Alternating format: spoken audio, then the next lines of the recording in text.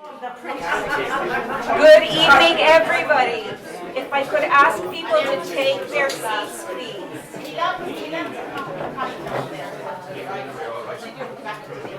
You are very welcome tonight.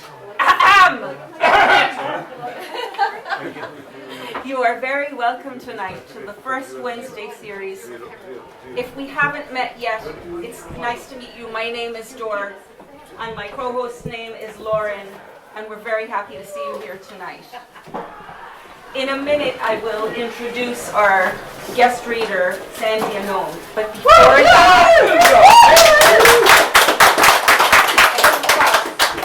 But before that, I would like to ask Dominic to share a few words with us, if he's willing.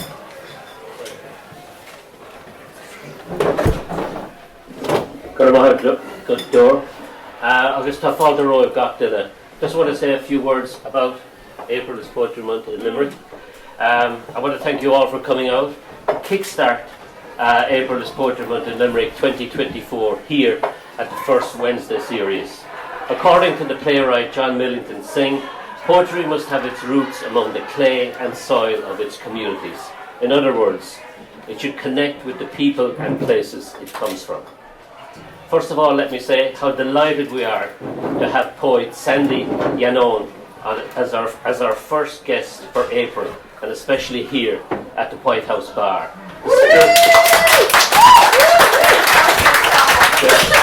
The spiritual home of poetry in Limerick. I know that Sandy is committed in mind, body and spirit to poetry, and we are honoured that she has been so supportive of poetry and poets from Limerick over the years. The Limerick Writers' Centre has always pushed poetry forward in our community, starting from events here at the White House Bar to this month-long celebration. We want people to see poetry as a way to deal with the chaos we often face. In a world full of problems, poetry helps us understand each other and find strength. We've been hosting poetry events since 2008, and in 2013, we started April is Poetry Month in Limerick. And though at times there has been a struggle to keep it going due to scarcity of funding and the enforced gap of 2 years due to COVID, but I'm delighted that we have managed to do so, and we're happy to be still here, keeping our tradition alive. We hope this month's events will make people care about poetry again and see how it can make life better. We think poetry can make our community stronger and prouder. Like I said before, poetry should come from our everyday lives. This year's events include readings, online and in person, book launches, music, and a special Poetry Day Ireland event on the 25th of April at Key Books on Sarsfield Street. And I would urge you to go down and visit Key Books from Friday on. He's putting on a special exhibition of poetry books and posters, which I think will enlighten and amuse. With these events, we help people understand each other better and think differently. Please come to as many events as you can, tell your friends about them, and let's make this Poetry Month one to remember. And I'll just leave you with a short poem, a poem from Mary Oliver called Praying, which offers some good advice for those wishing to write poetry. Praying by Mary Oliver. It doesn't have to be the blue iris. It could be weeds in a vacant lot, or a few stones. Just pay attention. Then patch a few words together, and don't try to make them elaborate.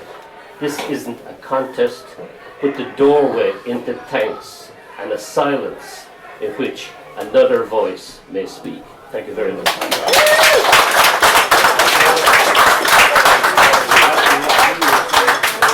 Thank you, Dominic. So you can pick up your Poetry Month brochure at the table, free of charge. And also at the table, a preview of coming attractions. So, as I introduce Sandy, I'll explain. So, Sandy is a poet who's visiting at the moment from the USA. Although she is an Irish poet in that she's a salmon poet. Her first book, Votes for Women, came out with salmon in 2019, I believe. And this is hot off the press, the Glass Studio, which I highly urge you to get. It's a fantastic poetry collection. I first met Sandy online during the pandemic, but I know many of you have met her in person well before me. So you're really among old friends, Sandy, and we're all so excited that you're here. And you may have seen Sandy's work in the Stony Thursday book, Poetry Ireland Review, Prairie Schooner, and in many other important and great magazines. But we're all very lucky to be able to hear Sandy tonight. So no more from me. Sandy, thank you so much for being with us. On to the poetry. Oh my gosh. Well, everyone, I am ecstatic to be here in Limerick. I was telling Dominic that for me, of all the places in the world, and I haven't been to many, I haven't been to a lot of places in the world, but in the States and everything, to me, like Limerick is poetry to me. It is where I feel most alive with poetry. I've been online for many years now, as you know, and to now be able to connect with those of you I've met before when I've been here, and to those of you I've met online since, I can't thank you enough for just your support and your love of poetry and your desire to create community across borders, across time, across challenges, deep challenges that we've been facing these past 5 years. So it feels extraordinarily awesome to have my feet on the ground here at the White House Bar, which I know also has such history with poetry here in Limerick. I would only walk by it and wave, knowing that the poetry like ghosts were coming out of it and all of that. And so again, to be here to read with you tonight, and I love a good open mic, and there's nothing like an open mic in Limerick. It's still that over the nail reading. It's one of the most extraordinary experiences of my life with poetry. In July in 2019, changed my life, and thank you to Dominic, who's there, Jim Burke. There's so many people here in the audience, and Dor, of course. Meeting Dor and Lauren with Lime Square Poets has just also been, that's my favorite reading series in the world. So thank you to Not the Time to Be Silent and to Lime Square Poets. And well, let's get to some poetry, shall we?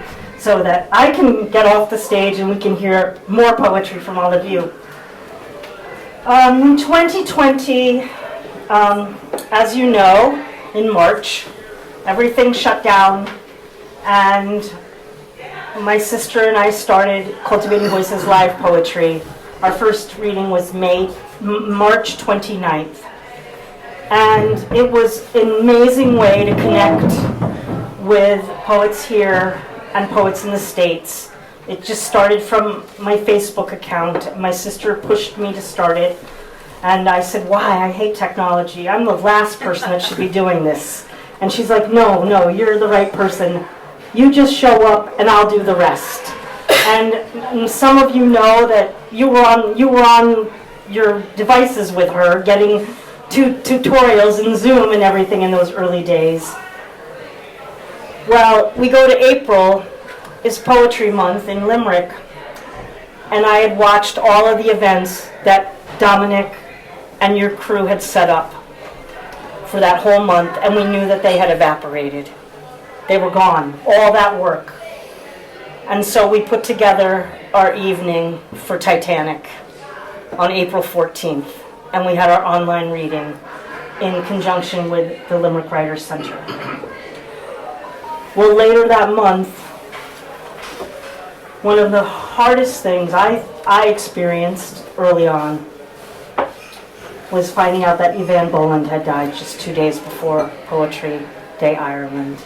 So I wanted to open tonight with a poem of hers from her book, The Historians, that was sent to me by a poet in Sligo who knew that I loved Yvonne's work, and so she mailed it to me just as soon as it came out. And this is a poem because I'm going to be reading from the glass studio tonight, and every poem will have the word glass in it. I chose the fourth section from The Historians that has the word glass in it. And so this is The Light We Lost. And can everybody hear me okay? Because I can project it, I can go higher if I need to.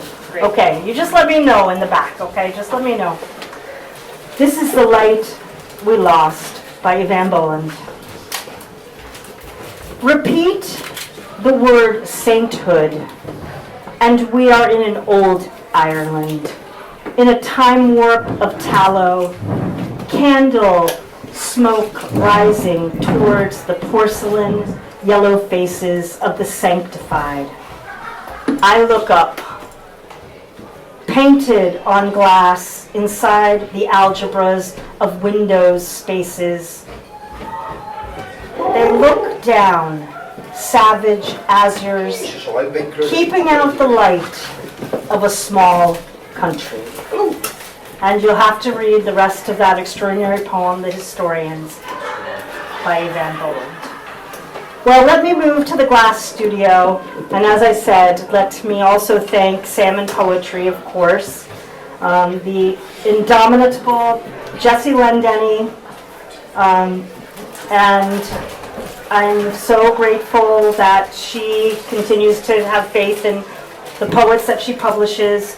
And you might have heard a little bit of the story of the glass studio, which is my parents were stained glass artists, and the cover of the book is actually my dad's stained glass work. It's called The Beginnings of Time, and it's only a piece of it. And we're hoping that maybe a museum in the States will be taking it, a glass museum, in the not so distant future. But this is a way for me to kind of acknowledge that history in my family, and a history that goes, in terms of art, goes far, far, far back from my father's time. And also, the fact that every poem in the book has the word glass doesn't mean that the book is all about glass. So you'll see how we move through, and I'll share some smatterings from the book with you. Well, the first poem I'm going to read is called The Flaw, from notebook number 17, 1893. The heart is the fragile part that allows things to break, which is theft, which is loss, pain in expectation of pain, daughters and sons of stars and inquiry. Lights drape the sky like a necklace that history so cleverly wants to hide. Because I understand how the thief picked the lock. Because the glass knife is no ordinary key.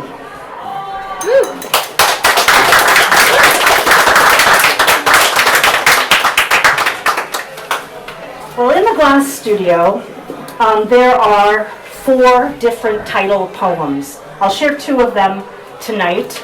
And this one is a bit of an homage to Limerick, and there's a reference to a person named Edward, and some of you might know him. His name is Edward O'Dwyer. Oh no! Oh no, there he is!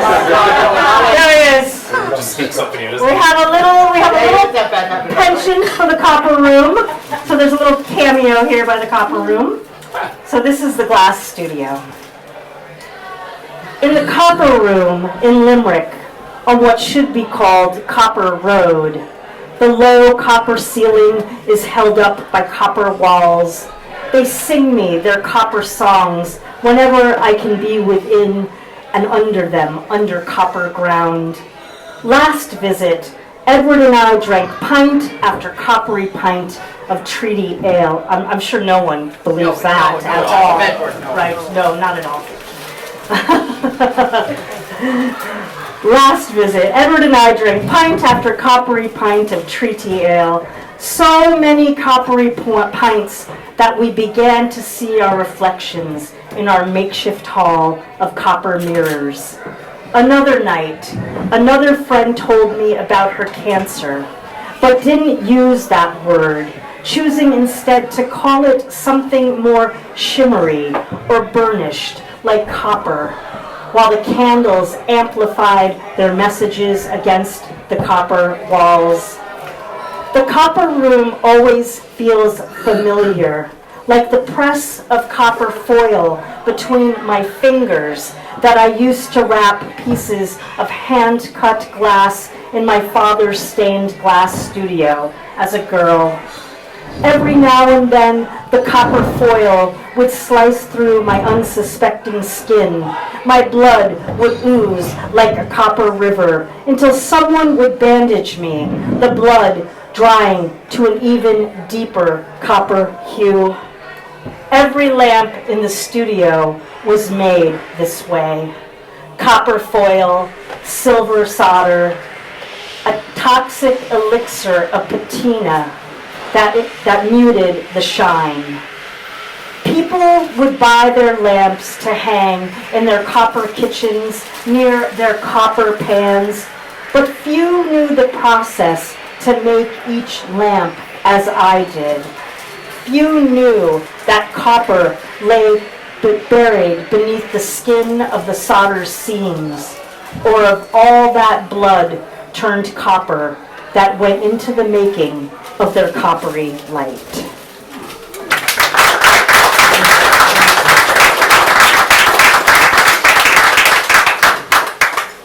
Well, I'll go to the original glass, the original title poem, also called The Glass Studio. And I'll just say this about the poem. There is some reference to domestic violence in the poem, so if you need to not hear that, I'll let you take your leave at this moment. And the thing that has been extraordinary about this poem is I talked with my mom about it only a few months ago, and I said to her, I took some liberties and I want you to know. And she proceeded to tell me, oh no, those things actually happened. And that's kind of taken me on another journey with this poem and elsewhere since. And it's really changed the poem for me and become an almost an even more significant anchor poem in the collection because of that. So this one is dedicated to my grandmother. Her name is Anne Bertucci Yannone, and we're good. Oh yeah, thank you. Okay. The Glass Studio. I must go back to that photograph of me, 14, on an early morning in my father's makeshift sweatshop on the unfinished second floor of my grandparents' house, leaning over beige glass squares arranged in a plaster-poured mold. My Red Sox cap cocked backward like a trigger waiting for release. My left hand steadying the burning soldering iron while I push coiled snakes of lead into the iron's hot tip to melt them into quick silver seams, fusing those cut glass squares into translucently beautiful panes if I hold them up to the light breaking through the second floor window. I sweat through this labor. I breathe in the noxious fumes. I wear no protective mask. My hot pink lungs slow burn towards death. Hour after hour, I run my hands like this, from lead and iron, and like over the seams of women's bodies, it will take years for me to touch. I use the same precision to bring them full circle, to where they become translucent. My father will teach me all this without ever saying the word sex, without ever claiming to transfer the knowledge of how he broke into my mother's body to create something sacred akin to a family. Downstairs, my grandfather returns from hours emptying glasses filled with Kentucky bourbon and ice, brings home his daily ragings like newspaper headlines, and breaks everything on the first floor. I sit up here on a metal stool in the glass studio, mute like a bird who has lost faith in song, soldering everything at my fingertips back into place faster than he can break her. My grandmother burns her hand occasionally on the coils of the stove while she makes his lunch. At the height of these humid summer afternoons, my father disappears before my grandfather returns home. He teaches me not to press the iron against any glass square in the mold for too long. He shows me how the iron-willed iron desires nothing in its intention to burn. So if left resting on the glass's skin, it will provoke an irrevocable wound. After hours inside of this sweat and burn, heat from the tip of the iron threatening to welt my skin with each beaded line, the fumes filling my lungs like my grandfather's cigarette smoke overtakes the living room where my grandparents sit in separate chairs after all his sodden threats and direct hits. I close up the studio, pushing the windows down hard and fast and drawing the curtains like stitches. Turn off my iron, brush its tip in flux until it smokes clean. I whip down the stairs, where in the other side of the wall, my grandparents smolder in today's aftermath of broken glass. I pull the door tight to keep them inside, the brass doorknob hot in my palm. I run next door, up the stairs to my bedroom, strip my leadened clothes, my skin now a mix of sweat from labor and labored fear, and I pull on my bathing suit, ride my bike hard and fast away to the beach, lay down on the hot sand next to the beautiful girls in their striped towels on their backs, tanning themselves into womanhood, their new breasts coming in like blown glass floats adrift in the sea and landing on the creamy skin of the shore, miraculously whole like art, like the woman who've broken away from me, like the glass-infused light leaves the hanging stained glass lamps I assembled through my teens in the illegal glass studio of my family's naive making.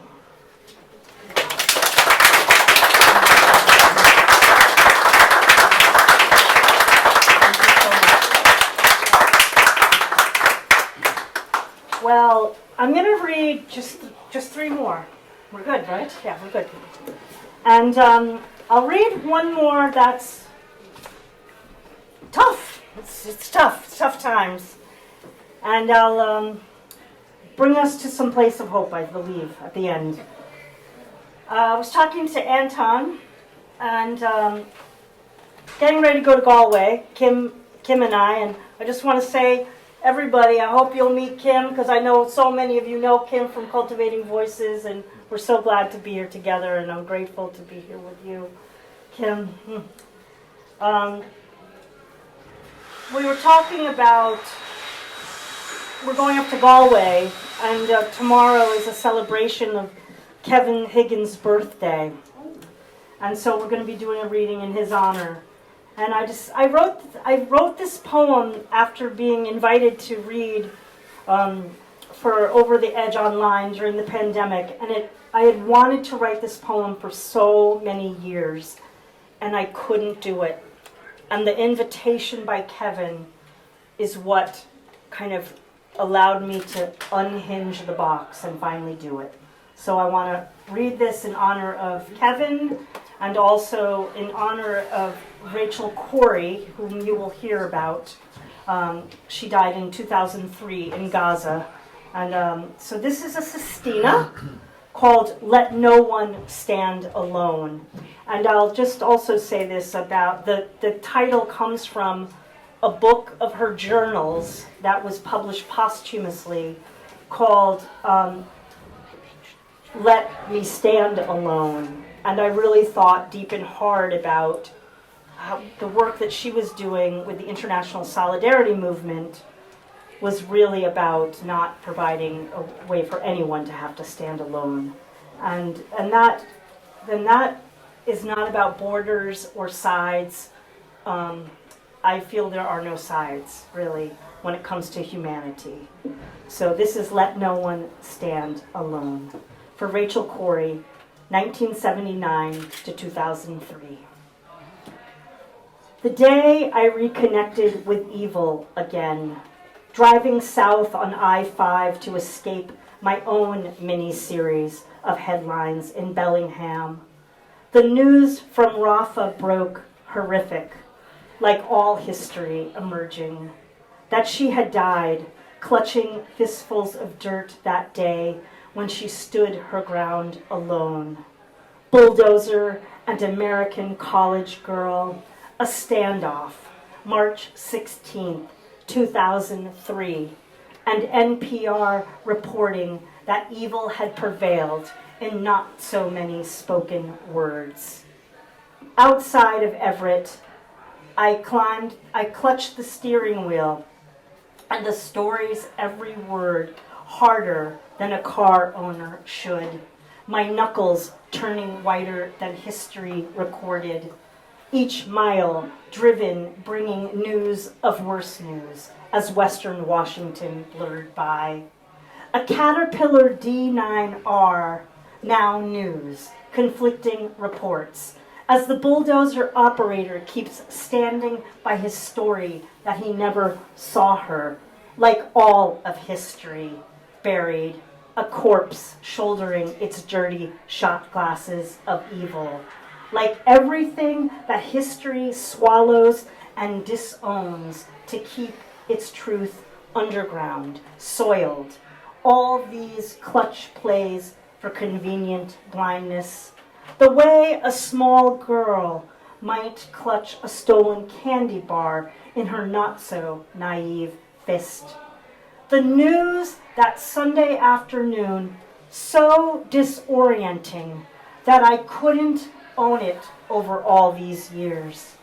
And for days after, everyone I knew stood shell-shocked on the campus bricks, mourning that something so evil could befall an Olympia family, community in spring.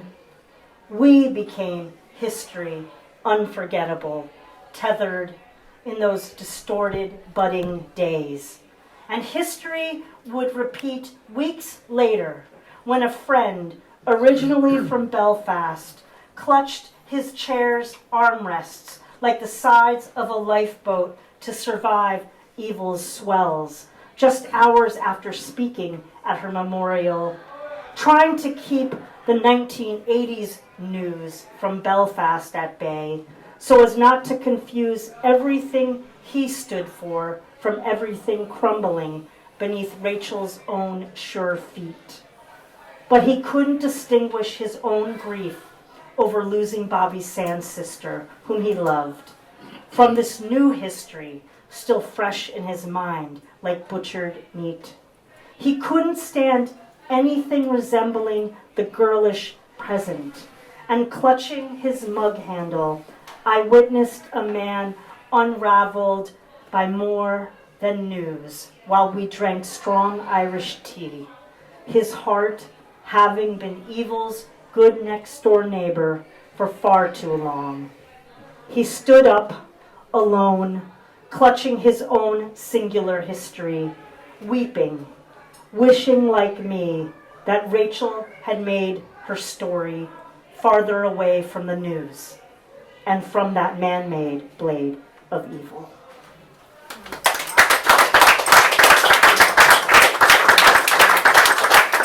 Thank you so much. It's now 21 years since Rachel Corrie's passing, and there's now a very strong Rachel Corrie Foundation for Peace and Social Justice in the States. I know Rachel's parents well and been able to share the poem with them, and so I encourage you, if you're interested, just keep fighting for social justice wherever you can, for whatever reason. It doesn't have to be in a particular part of the world. We just need to keep working for all parts of the world that are suffering. Yeah.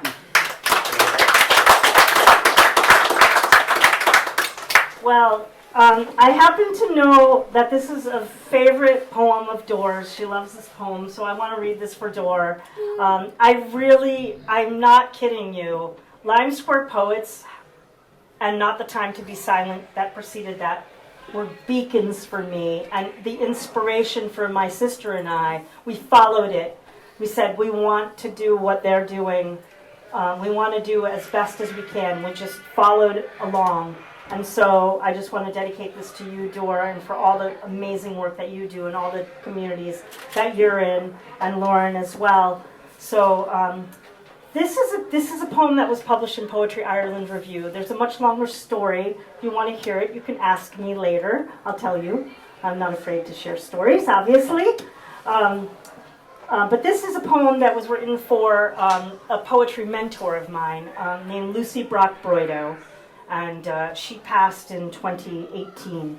When my hand is held up, that's Lucy's voice coming out of the pages of a notebook from many, many years ago that I opened up and found her words in, and I stitched them together with mine. So this is called Gratitude Workshop. Notebook number 12, 1991, for Lucy Brock-Broido. She said, poetry is about demons and to trust the interior of ice. I ruminate over all the advice we must endure in this world, a precarious stack of dishes at the edge of the sink, or a game of midnight freeze tag in a field of no moon. She said, don't apologize, don't explain. If 15 fish swim past, what does the 16th look like? The darkest hour of the returning bruise. She said, court tension and risk, they don't exchange names. They don't even shake greasy hands. About doubt, it's terminal. More than a blessing, forgiveness is another night of testimony. How is it you remain unmarried? I told myself it was the mattress. I had a bed. I did not lie. I find fire delectable and can sleep. She said, be careful not to be too good. So I pretend to fidget with some anger. In simplicity, the simple, let the day bear out its breakdown of horoscopes like coins that disappear into the glass face of a parking meter. All descriptions must be revelations. I can forgive only the first gray hair. And in response to my longing, I burn the toast.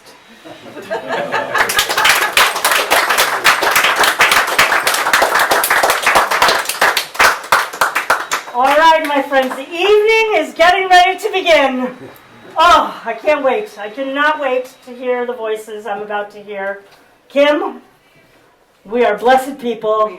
We are blessed people. Yes, indeed. Yes, indeed. All right. So this last poem is a bit of a blessing to all of you. A reminder, just a reminder that even though we go through silences and disasters, when we stand up and desire we create hope in the world. And so this is a poem that I hope will inspire you to remain hopeful, even through the darkest of times. And this is called The Next Open Space. We think it's about our footing, planting the fleshy parts solid to ground, taking it one step at a time, whatever it is. I try to remember this as I comfort my sisters and brothers as they migrate to spaces that feel closed before reached. I have been there, outside in that dark that redefines the dark, without words, raising my feet or voice impossible. And so it is this dance that offers to turn us toward the next open space, teaching us there is so much more than what we perceive breathing under our feet, the ground rising all around us like immaculate glass cities.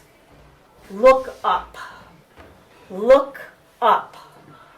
always look up.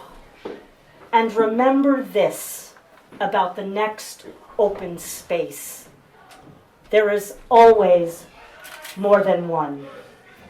There is always more than one. Thank you, everyone. Stay beautifully resilient here in Limerick. Stay resilient. Take good care of yourselves. Take very good care of your beloveds. And of course, keep writing.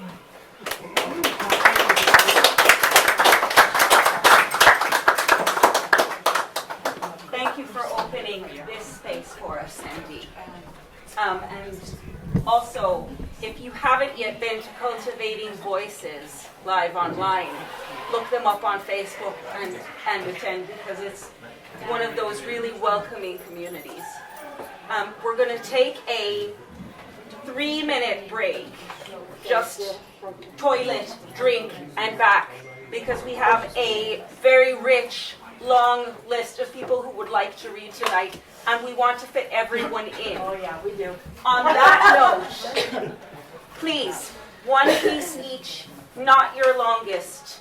And also, let's keep the introductions brief if possible today. I know I never make this request and I cringe asking, but we really want to hear everybody tonight.